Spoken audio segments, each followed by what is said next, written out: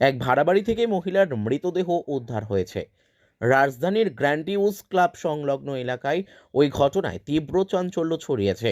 খবর পেয়ে ঘটনাস্থলে ছুটে গিয়েছে পুলিশ এবং ফরেনসিক টিম। মৃতার ওই মহিলাকে খুন করা হয়েছে বলে অভিযোগ মৃতার পরিবারের সদস্যদের। পুলিশ মৃতদেহ উদ্ধার করে ময়না তদন্তের জন্য হাসপাতালে পাঠিয়েছে। ময়না তদন্তের পর মৃত্যুর কারণ খুঁজে পাওয়া যাবে।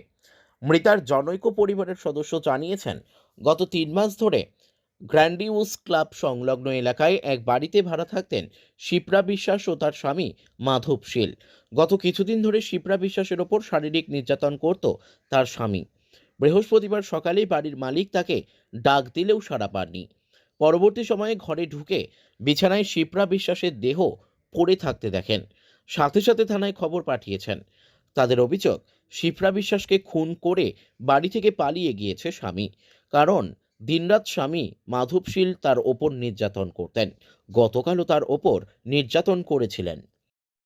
আজকে সকাল ধরেন 9টা সাড়ে 9টার দিকে এখান থেকে একটা খবর যায় যে একটা মহিলা এবং পুরুষ ভাড়া থাকতো আর কি। তো 3 মাস যাবৎ ভাড়া থাকতো। গতকালকে সরস্বতী পূজার দিন সকালে ওই যে ভদ্রলোক বাইরে গেছে, তো দরজাটা একটু হাতায় নিয়ে আসলো। এর মধ্যে মনে করছে তারা মালিক ঘরে আছে। তো দেখতেছে যে আজকে কোনো শব্দ নাই, সারা শব্দ নাই।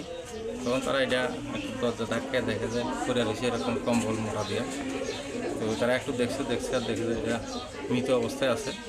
তো থানাকে জানাইছে, থানা এসে আমি ডিপো আসলাম। তো এখন ডগ স্কোয়াড এবং ফরেনসিক টিম এসেছে, আমরা ইনভেস্টিগেশন টিমে এসেছে।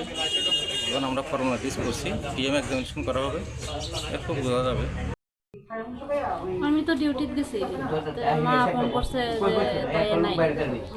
এমনি তো মনে করো কিছু জানি না, কি জানি। তো কিছুদিন আগে তাই আমার ফোন করছিল, তাই বলে ফের জামাই আর কি বলাচ্ছিল, মানে গলার মধ্যে চিপা ধরে। তো এমন বলে কয়েকদিন করছে, কিছুদিন আগে জিবিও গিয়েছে।